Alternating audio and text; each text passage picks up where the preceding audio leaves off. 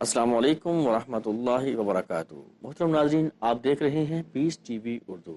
میں ہوں جعفر تیار اور پیش خدمت ہے خوبصورت سیریز اصلاح عقیدہ۔ اس کے چند پروگرامز آپ پہلے بھی ملاحظہ فرما چکے ہوں گے یقیناً، اور آج اس سیریز کا جو پروگرام پیش کیا جا رہا ہے وہ ہے انبیاء علیہ السلام سے متعلقہ عقائد پہ مبنی پروگرام۔ میری اور آپ کی رہنمائی کے لیے ہمارے پاس تشریف فرما ہے فضیلت الشیخ ابو انشا قاری خلیل الرحمن جاوید حافظہ اللہ۔ شیخ، آپ کا بہت بہت شکریہ۔ جزاکم اللہ۔ انبیاء اور رسول سے متعلقہ عقائد پہ آج ہمارے پروگرام میں بات ہو رہی ہے۔ سب سے پہلے میں یہ پوچھنا چاہتا ہوں کہ چونکہ انبیاء جو ہے وہ 1,24,000 کے قریب جو ہے، یا 1,24,000 کی تعداد بعض روایت میں آئی ہے، وہ آئے ہیں، تو کیا ہمارا عقیدہ یہ ہونا چاہیے کہ ہم سب انبیاء کی اطاعت کریں؟ جزاکم اللہ۔ قرآن مجید نے اس بات کی وضاحت کی کہ اس سے پہلے جتنے بھی انبیاء آتے رہے ہیں وہ مختلف علاقوں اور مختلف قوموں میں آتے رہے ہیں، تو جس دور میں جس قوم کی طرف وہ آئے اس دور میں اس قوم پر اس رسول کی اطاعت فرض تھی، اپنے اپنے ادوار اور اپنے اپنے اوقات ادوار میں، اپنی اپنی امتوں میں اور اپنے اپنے علاقے میں، اور جس پیغمبر کو جس امت کی طرف بھیجا گیا تھا اس کی اطاعت اس پر لازم رہی۔ قرآن مجید بھی اس کی وضاحت کرتا ہے کہ ہر پیغمبر جو آتا رہا فقال یا قوم، انہوں نے لفظ یہی استعمال کیا دعوت کے لیے کہ اے میری قوم کے لوگ۔ اسی طرح فرمایا وَإِلَىٰ ثَمُودَ أَخَاهُمْ صَالِحًا وَإِلَىٰ عَادٍ أَخَاهُمْ هُودًا وَإِلَىٰ مَدْيَنَ أَخَاهُمْ شُعَيْبًا، تو ہم نے مدین قوم کی طرف انہی کا قومی بھائی حضرت شعیب کو بھیجا، تو اس طرح حضرت صالح علیہ السلام قوم لوط کی طرف بھیجے گئے۔ تو اس طرح جتنے بھی انبیاء آتے رہے وہ قوموں کی طرف آئے اور قوموں کی طرف دعوت دی، لیکن جب نبی کریم صلی اللہ علیہ وسلم کی باری آئی تو اللہ رب العالمین نے وہ حدود و قیود کے تمام دائرے ختم کر دی، قومیت کے، علاقیت کے سارے دائرے ختم کر کے ایسی وسعت بخشی کہ نبی کریم صلی اللہ علیہ وسلم سے یہ اعلان کرایا گیا کہ یا ایھا الناس انی رسول اللہ الیکم جمیعا، کہ اے کائنات والو میں تم سب کی طرف اللہ رب العالمین کا رسول بنا کر بھیجا گیا ہوں۔ تو یہ اللہ کے نبی کو جو وسعت بخشی گئی ہے، تو ہم یہ کہہ سکتے ہیں کہ ہمارے پیغمبر جناب محمد الرسول صلی اللہ اللہ علیہ وسلم صلی اللہ علیہ وسلم کے آنے کے بعد اب تمام شریعتیں جو اس سے پہلے تھیں، علاقائی، قومی، وہ سب منسوخ ہو گئی۔ اب یہ جو محمد الرسول اللہ صلی اللہ علیہ وسلم کا شریعت کا سکہ ہے، اب یہ چلے گا، اور باقی سب کو اپنے اپنے انبیاء کی پیروی چھوڑ کر نبی کریم صلی اللہ علیہ وسلم کی اطاعت کرنی پڑے گی۔ البتہ اس میں یہ شریعت نے ایک ان کے لیے فائدہ رکھا ہے کہ اگر کوئی شخص موسیٰ علیہ السلام کی پیروی کرتا تھا، عیسیٰ علیہ السلام کی پیروی کرتا تھا نبی کریم کے آنے سے پہلے، اور واقعتاً ان کی پیروی کرتا تھا، جس طرح وہ دعوت لائے تھے اسی کو مانتا تھا، اور رسول اللہ صلی اللہ علیہ وسلم کے آنے کے بعد اب رسول اللہ صلی اللہ علیہ وسلم کی پیروی اس نے شروع کر دی، تو اس کے لیے اس میں اللہ نے اس کے لیے دوہرا اجر رکھا ہے، دوہرا اجر ہے کہ اس پیغمبر کی بھی پیروی کی، اسے سچا مانا، اس کی اطاعت کر۔ جب اللہ نے دوسرا پیغمبر بھیج دیا اور آخری پیغمبر بھیج دیا، تو پھر اس نے، چونکہ اس کے دل میں یہ عقیدہ اور ایمان ہے کہ میری ساری زندگی کا جو مقصد ہے وہ اللہ رب العالمین کی رضا ہے، پہلے پیغمبر کی پیروی کرنے کا حکم بھی چونکہ اللہ نے دیا تھا، اب جب دوسرا پیغمبر آ گیا ہے تو اس شریعت کو بھی اللہ نے منسوخ کیا ہے، اور اس پیغمبر کی پیروی اور اطاعت کا حکم بھی اللہ دیتا ہے، لہٰذا میں اللہ کو خوش کرنا چاہتا ہوں تو وہ دوسرے پیغمبر کی پیروی شروع کر دیتا ہے، تو اللہ اس کو اس کے اس اخلاص کے سبب دوہرا اجر دیتا ہے۔ تو اس لیے آخری پیغمبر جب آئے تو انہوں نے پہلی ساری شریعتیں منسوخ کر دی، ساری کتب بھی منسوخ ہو گئی، سوائے اس کتاب کے جو اللہ نے آخری قرآن مجید اتارا، اور آخری شریعت جو محمد رسول اللہ صلی اللہ علیہ وسلم پر نازل ہوئی اس سے ہٹ کر باقی تمام جو سابقہ شریعتیں تھیں وہ ساری کی ساری منسوخ ہیں۔ جزاک اللہ۔ اچھا شیخ، اس سے پہلے بھی جتنے انبیاء اور رسول تھے، کیا ان میں بھی ایسا ہی تھا کہ جب ایک نبی آتا تھا تو پہلے نبی کی جو شریعت تھی وہ منسوخ ہو جاتی تھی؟ اگر تو اسی قوم میں کوئی دوسرا آیا ہے پھر تو ایسا ممکن تھا اور ایسا ہوتا تھا، لیکن اگر الگ الگ قوموں میں رسول آئے ہیں تو دوسری قوم کا پیغمبر دوسری قوم کی شریعت کو منسوخ نہیں کرتا تھا، اس لیے کہ اس میں ہر پیغمبر جامع شریعت نہیں لایا تھا، وہ وقتی شریعت تھی جو اس قوم اور اس دور کے تقاضے پورے کرتی تھی۔ یہ جو رسول اللہ صلی اللہ علیہ وسلم پر نازل ہونے والی شریعت ہے یہ وقتی نہیں ہے، یہ ایسی جامع ہے کہ قیامت تک کے تقاضے پورے کرنے والی ہے۔ اسی لیے اللہ رب العالمین نے وہ آیت کریمہ جو قرآن مجید میں اللہ نے نازل فرمایا الیوم اکملت لکم دینکم واتممت علیکم نعمتی ورضیت لکم الاسلام دینا، یہ قرآن مجید سے پہلے کسی کتاب میں اللہ نے تکمیل دین کا اعلان نہیں کیا۔ یہی وجہ ہے کہ ایک یہودی نے سیدنا عمر فاروق رضی اللہ تعالیٰ عنہ سے کہا تھا کہ اے عمر، اگر یہ آیت ہماری تورات میں اترتی تو ہم اس دن کو عید کا دن مناتے۔ تو بہت بڑے اعزاز کی بات ہے، بہت بڑے اعزاز کی بات ہے۔ تو حضرت عمر فاروق رضی اللہ تعالیٰ عنہ نے فرمایا کیونکہ یہ حجۃ الوداع کے موقع پر اللہ رب العالمین نے اتاری اور وہ ویسے بھی عید الاضحیٰ کے دن تھے اور وہی سارا معاملہ تھا، تو آپ صلی اللہ علیہ وسلم نے فرمایا کہ ہمارے لیے یہ ویسے عید کا دن ہے، یہ ویسے ہمارے لیے اللہ نے اس کو آیت بھی اتاری اور ہمارے لیے عید بھی بنا دیا، تو آپ تو بناتے، ہمارے لیے تو اللہ نے خود ہی عید کا چناؤ بھی کر دیا۔ تو یہ تکمیل دین کا جو اعزاز ہے وہ اس آخری نازل ہونے والے دین کو جو اسلام کی شکل میں نازل ہوا، اسلام کے نام سے نازل ہوا کہ رضیت لکم الاسلام دینا، میں نے تمہارے لیے بطور دین کے اسلام کو پسند کیا، یہ اعزاز صرف اور صرف اللہ رب العالمین نے اسلام کو عطا کیا ہے۔ جزاک اللہ۔ شیخ، کیا ہم یہ عقیدہ رکھ سکتے ہیں کہ جتنے انبیاء اور رسول تھے ان کی جو اپنے اپنے ادوار اور اپنے اپنے اوقات میں جو شریعتیں تھیں وہ ایک جیسی ہی تھیں، یا مطلب کہ ایک دوسرے سے متصادم تھیں؟ اگر ایک جیسی تھیں تو پھر وہ کینسل کیوں ہوتی تھی، منسوخ کیوں ہو جاتی تھی؟ جزاک اللہ۔ شریعتیں ایک نہیں تھیں، البتہ بنیادی عقیدہ ایک تھا، یعنی بنیادی جو دعوت تھی وہ توحید کی دعوت تھی۔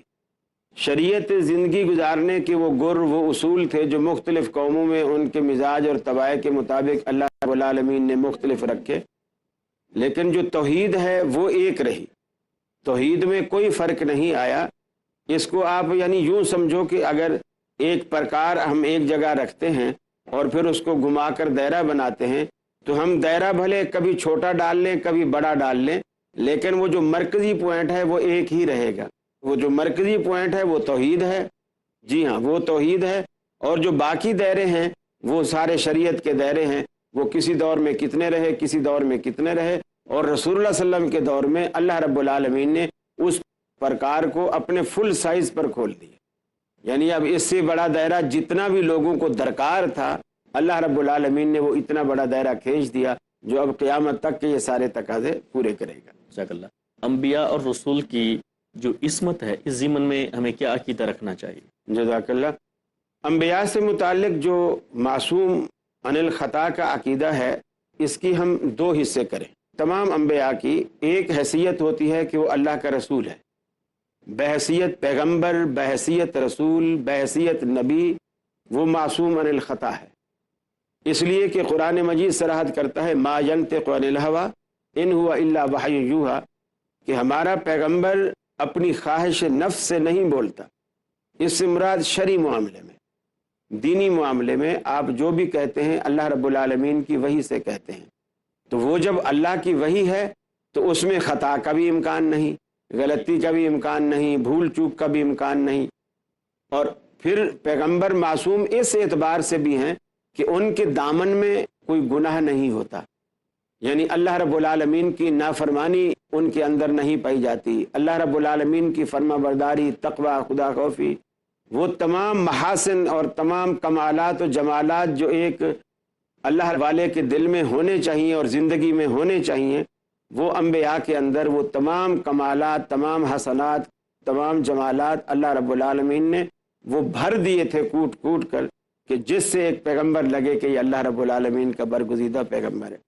دوسری حیثیت ہے اس کے ابن آدم ہونے کی۔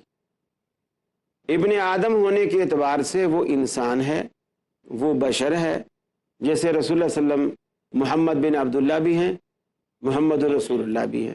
جبکہ آپ نے صلح حدیبیہ جب لکھوایا، حضرت علی رضی اللہ تعالیٰ عنہ نے اس کو لکھا تو ابو سفیان نے اعتراض کیا، اس وقت ابھی مسلمان نہیں ہوئے تھے، اور اس نے اعتراض کیا بھائی یہ آخر میں جو لکھا ہے یہ ابو سفیان اور محمد رسول اللہ کے درمیان معاہدہ ہے، یہ محمد رسول اللہ کاٹو، میں تو آپ کو رسول نہیں مانتا، میں تو نہیں مانتا ہوں، اس کو محمد بن عبداللہ لکھو۔ تو رسول اللہ صلی اللہ علیہ وسلم نے حضرت علی سے کہا کہ تم محمد بن عبداللہ لکھو، اس لیے کہ میں محمد بن عبداللہ بھی ہوں، یہ نہیں مانتا کوئی بات نہیں، میں تو ہوں، اور یہاں نہ لکھنے سے یہ نہیں ہے کہ مجھ سے وہ عہدہ وہ منصب چھن جائے گا۔ رسول اللہ صلی اللہ علیہ وسلم نے فرمایا علی مجھے بتاؤ کہ محمد رسول اللہ کہاں لکھا ہوا ہے؟ سیدنا علی المرتضیٰ نے فرمایا یہ یہاں سے یہاں تک ہے۔ آپ نے قلم پکڑا، اپنے ہاتھ سے اس پہ لکیر پھینک دی۔ تو یعنی ایک جھگڑا مٹانے کے لیے نبی کریم صلی اللہ علیہ وسلم نے وہ جو اپنا ایک منصبی نام تھا اور ایک جو اللہ نے رسالت اور نبوت کا تاج آپ کو دیا تھا، آپ نے کہا یہاں نہ لکھنے سے اس پہ کوئی فرق نہیں پڑتا، میں محمد بن عبداللہ ہوں۔ اس حیثیت میں آپ سے بشری تقاضے سے کبھی کوئی بھول بھی ہوئی، مثال کے طور پر آپ نے ایک دن ظہر کی نماز پڑھائی اور ظہر میں 4 رکعتیں ہوتی ہیں اور آپ نے 2 فرض پڑھائے، 2 فرض پڑھائے، سلام پھیرا اور مسجد سے باہر بھی نکل گئے، اور صحابہ کرام ادب کی وجہ سے کچھ کہہ نہ سکے اور کہنے کی جرت بھی نہ پائی، لیکن آپس میں چیمے گوئیاں کرنے لگے کہ یار آج کچھ نیا ہوا ہے، آج 2 رکعتیں پڑھائی ہیں۔ تو ایک صحابی کو تھوڑی ہمت ہوئی، ذوالیدین کے نام سے معروف تھے، کہا جاتا ہے کہ ان کے ہاتھ تھوڑے عام طور پر نسبتاً جو ہے وہ لمبے تھے، اس وجہ سے، ورنہ تو ہر شخص ذوالیدین ہے، 2 ہاتھوں والا ہے۔ تو اس نے ہمت کی اور اس نے کہا اللہ کے رسول کیا نماز کم ہوئی ہے یا آپ بھولے ہیں؟ تو آپ نے انداز کیسا ہے؟ جی ہاں، آپ نے فرمایا نہ تو نماز کم ہوئی ہے نہ میں بھولا ہوں۔ پھر آپ نے صحابہ کرام کی طرف دیکھا تو صحابہ کرام نے کہا یا رسول اللہ ذوالیدین ٹھیک کہتا ہے، ایک بات تو ہے آپ نے 2 رکعتیں پڑھائی ہیں۔ پھر آپ واپس مصلی پر تشریف لائے اور پہلی جو 2 رکعتیں آپ پڑھا چکے تھے اس پہ بنا رکھی، یعنی ان کو دوبارہ نہیں دہرایا نہیں، جی ہاں، اس پر بنا رکھی، اور جو باقی 2 رکعتیں رہتی تھی وہ آپ نے پڑھائیں، اور پھر آپ نے 2 سجدے کیے، اور سجدہ صاحب کرنے کے بعد جب سلام وغیرہ سے فارغ ہوئے تو پھر آپ ممبر پہ تشریف فرما ہوئے اور صحابہ کرام سے کہا انسا کما تنسون، بلکہ اس سے پہلے فرمایا انما انا بشر مثلکم، اللہ اکبر، میں تمہاری طرح ایک انسان ہوں، انسا کما تنسون، میں ایسے بھولتا ہوں جیسے تم بھولتے ہو، اذا نسیت فذکرونی، جب میں بھولا کروں تو مجھے یاد دلایا کرو۔ اب اس سے نبی کریم صلی اللہ علیہ وسلم نے اپنی بشری حیثیت کو خود واضح کر دیا، اور یہ رسالت سے الگ ہے۔ ٹھیک ہے، پہلے آپ ابن آدم ہیں، رسول بعد میں ہیں، لیکن جب رسالت اور نبوت کا تاج آپ کے سر مبارک پر رکھ دیا گیا، پھر اللہ رب العالمین شرعی معاملات میں، دینی معاملات میں، چونکہ بحیثیت رسول وہ اللہ کا نمائندہ ہے، اس کی حفاظت بھی کرتا ہے، ہر اعتبار سے اس کا خیال بھی رکھتا ہے، اور پھر اللہ رب العالمین کی وحی کا وہ پابند بھی ہے، اور اللہ کی وحی میں بھول چوک کا، غلطی کا امکان نہیں ہے۔ ایسا نہیں ہوتا کہ شرعی مسئلہ آج آپ نے کوئی بتایا ہو حلال ہے اور کل کہا ہو یار میں نے غلطی سے کہہ دیا تھا یہ چیز، تو آج مجھے پتہ چلی معصوم عن الخطا کی بات ہو رہی ہے، تو اس کو ہم لیتے ہیں ایک وقت بریک کا۔ تو ناظرین ملتے ہیں مختصر سے بریک کے بعد، ہمارے ساتھ رہیے گا۔ السلام علیکم ورحمۃ اللہ وبرکاتہ۔ پروگرام میں ایک مرتبہ پھر آپ کو خوش آمدید کہتا ہوں۔ بات ہو رہی تھی ابو انشا قاری خلیل الرحمن جاوید حافظہ اللہ سے، رسول یا انبیاء جو ہیں معصوم عن الخطا ہوتے ہیں، رسول اکرم صلی اللہ علیہ وسلم کا واقعہ فرما رہے تھے۔ تو میں عرض کر رہا تھا کہ بحیثیت رسول وہ بالکل معصوم ہے، نہ ان میں امکان ہے کہ وہ بھول چوک کریں گے شرعی مسئلے میں، لیکن دنیاوی معاملات میں ابن آدم کی حیثیت سے، بشر ہونے کی حیثیت سے آپ سے بھول ہو سکتی ہے، اس میں رسول اللہ صلی اللہ علیہ وسلم کی زندگی سے ایسی مثالیں موجود ہیں۔ اسی طرح حدیث میں یہ بھی آتا ہے، آپ مدینے تشریف لے گئے جی، تو وہاں مدینے والوں کو دیکھا کہ وہ ایک کام کرتے ہیں کہ وہ نر کھجوروں کے بیج لے کے مادہ کھجوروں میں ڈالتے ہیں، جب ان میں ڈالتے ہیں تو ان کا پھل ان کو اچھا ملتا ہے، یہ مقدار زیادہ ہوتی ہے، پھل زیادہ جی، وافر مقدار میں لگتا ہے۔ تو آپ نے فرمایا لو لم تفعلوا کان خیرا لکم، شاید اگر تم ایسا نہ کرو تو مجھے لگتا ہے تمہارے لیے بہتر ہوگا۔ انہوں نے چھوڑ دیا، حکم رسالت تھا، انہوں نے کہا جی ٹھیک ہے، چھوڑ دیا، تسلیم خم کیا۔ تو اس میں جب انہوں نے چھوڑا تو ان کو خاصا نقصان ہوا، پیداوار زیادہ نہ ہوئی، اور یعنی جو روٹین سے ہوتی تھی، یہ اسے تعبیر کہتے تھے، یعبرون النخل، حدیث کے الفاظ ہیں ہم یعبرون النخل، کہ وہ تعبیر کرتے تھے۔ تو اس میں رسول اللہ صلی اللہ علیہ وسلم نے پھر جب انہوں نے آ کر خبر دی کہ یہ تو ایسے ہو گیا، تو آپ نے فرمایا کہ انتم اعلم بامور دنیاکم، تم دنیا کے معاملے جو ہیں وہ مجھ سے زیادہ بہتر جانتے ہو. میں اللہ کا رسول ہوں، دین میں جانتا ہوں، میں دنیا دار نہیں ہوں. دنیا تم زیادہ جانتے ہو، میں تو اللہ والا ہوں، اللہ کا مطلب یہ جو معاملات ہیں اس طرح کے کاشتکاری ہے اور یہ. اچھا، اسی طرح حضرت بریرہ رضی اللہ تعالیٰ عنہ سے متعلق بات آتی ہے کہ مغیث ان کا بڑا دیوانہ تھا. جب وہ آزاد ہو گئی تو آزاد ہونے کے بعد اس سے پوچھا جائے گا تجھے اپنے عقد میں یہ قبول ہے کہ نہیں ہے، تو اس نے انکار کر دیا. اب مغیث دیوانہ وار اس کے پیچھے بھاگتا تھا اور بریرہ بریرہ بریرہ کرتا تھا، روتا رہتا تھا. نبی کریم کو اس کی یہ حالت دیکھ کر بڑا ترس آیا. آپ نے بریرہ کو بلایا تو اس نے پہلا سوال آپ سے یہ کیا کہ اللہ کے رسول، یہ بحیثیت رسول کے آپ کا حکم ہے یا آپ کا مشورہ ہے گھر کے بڑے فرد مجھے اختیار دے دیں، مجھے اختیار دیتے ہیں؟ آپ نے فرمایا مسئلہ تو یہی ہے، تجھے اختیار ہے، میں تو گھر کے ایک بڑے فرد کی حیثیت سے تمہیں مشورہ دے رہا ہوں. تو اس نے جھٹ سے کہا یا رسول اللہ مجھے یہ مشورہ قبول نہیں ہے، اس لیے کہ مجھے وہ پسند ہی نہیں ہے. اب میں دل مار کے ساری زندگی اس کے ساتھ گزار دوں، دل میں محبت نہ ہو، اوپر سے ظاہر کرتی رہوں تو یہ خیانت والا معاملہ لگے گا، تو یہ معاملہ ٹھیک نہیں. تو اللہ کے رسول نے بھی کوئی نہ اس پر فتویٰ لگایا، نہ اس پر ناراضگی کا اظہار کیا کہ بھائی میں جب ایک اللہ کا رسول ہوں، اس لیے کہ وہ مشورہ بحیثیت رسول کے نہیں تھا. اذا امرتکم بشیء من امر دینکم فخذوا بہ، جب میں دین کے معاملات میں تمہیں کوئی مشورہ دوں تو پھر تم پابند ہو اس بات کے کہ اسے لو اور اس کو پکڑو، اسے حاصل کرو، اس پہ عمل کرو، اس کی اطاعت بھی کرو. لیکن اگر میں دین سے ہٹ کر اپنی رائے سے کوئی بات کرتا ہوں تو پھر انما انا بشر، پھر میں ایک انسان ہوں، یعنی اس میں پھر تمہیں اختیار ہے. تو اس سے واضح ہوتا ہے کہ نبی علیہ الصلاۃ والسلام کی دو حیثیتیں تھیں. جس حیثیت میں پیغمبر معصوم ہے اس کی وہ حیثیت نبوت اور رسالت والی حیثیت ہے، اس میں وہ معصوم ہے اور وہ اللہ کی وحی کا پابند ہو. جی شیخ، یہ جو عقیدہ ہے معصوم عن الخطا کا، اور جیسا کہ آپ نے فرمایا قرآن کریم کی وہ جو آیت مبارکہ وما ينطق عن الهوى ان هو الا وحی یوحی، کہ میرا رسول جو ہے وہ ہمارے جو اپنی مرضی سے نہیں بولتا، وہی کہتا ہے جو ہماری طرف سے ان پر وحی کی جاتی ہے. کیا یہ سب انبیاء اور رسول کے لیے ہے؟ سب انبیاء اور رسول ایسے ہی تھے کہ یعنی وہی بولتے تھے جو اللہ کی طرف سے وحی کی جاتی ہے، اس کے علاوہ اپنی طرف سے؟ اس لیے کہ تمام انبیاء وحی کے پابند تھے، یعنی تمام انبیاء کی حیثیتیں اسی طرح دو تھی کہ وہ ابن آدم بھی تھے اور رسول اللہ بھی تھے. اسی تناظر میں جب ہم سیدنا آدم علیہ السلام کے معاملے کو دیکھتے ہیں، سیدنا یونس علیہ السلام کے معاملے کو دیکھتے ہیں، تو اسے بھی بحیثیت رسول نہیں سمجھیں گے اس معاملے میں؟ یقیناً بحیثیت رسول نہیں سمجھیں گے، اس لیے کہ بحیثیت رسول تو ان سے لغزش کا امکان ہی نہیں ہے. ٹھیک ہے، یہ پہلو ان کا بالکل محفوظ عن الخطا ہے. ٹھیک ہے، ان کو ہم فرق کیسے کریں گے کہ یہ معاملہ جو ہے یہ دینی ہے یا یہ دنیاوی امور ہے؟ اسی طرح اب جیسے حضرت آدم سے متعلق آتا ہے کہ انہوں نے وہ پھل کھا لیا، اگرچہ کتاب و سنت میں پھل کی صراحت نہیں ہے، مفسرین نے اس کی وضاحت گندم سے کی ہے. جی، اکثر گندم سننے میں جی ہاں، لیکن قرآن نے جو لفظ استعمال کیا لا تقربا هذه الشجرہ، درخت کا ہے، درخت کا ذکر ہے، اور ہم سمجھتے ہیں کہ گندم کے کسی بھی ملک میں درخت نہیں ہوتے، درخت تو نہیں ہوتے چھوٹے اور چھوٹے، گندم کبھی بھی درختوں پہ نہیں لگتی ہے، اس کی فصل ہوتی ہے. فصل ہوتی ہے، جی ہاں، چھوٹے چھوٹے پودے ہوتے ہیں، فصل ہوتی ہے.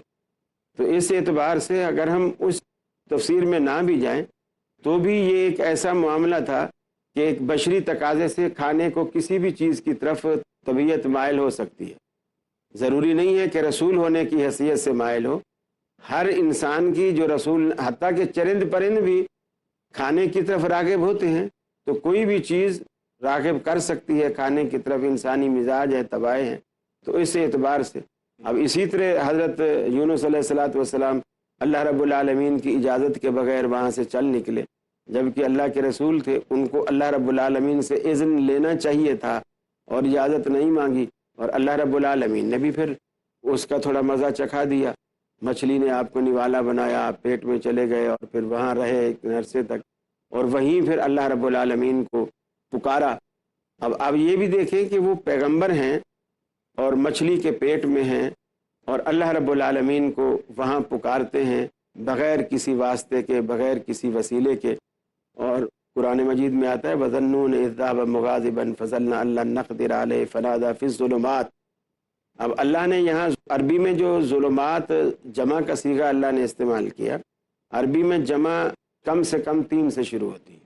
3 से शुरू होती है, 3 से वाहिद होता है या फिर तस्निया होता है, तस्निया होता है, यानी 2 होते हैं, जी फिर हाँ। जमा जो है वो 3 से शुरू 3 होते हैं। 3 से ऊपर फिर सारी जमा है। 3 भी जमा में आता है। 3 जमा में, 3 से यानी जमा शुरू हो गई।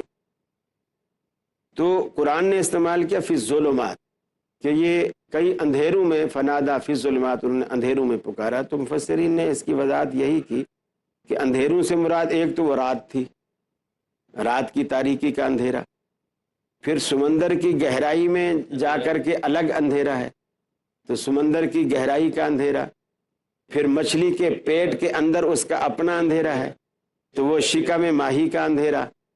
तो ये तीनों अंधेरे मिलकर उन तीनों अंधेरों में उसने फनादा फी ज़ुल्मात अल्लाह रब्बुल आलमीन को पुकारा। अल्लाहु अकबर।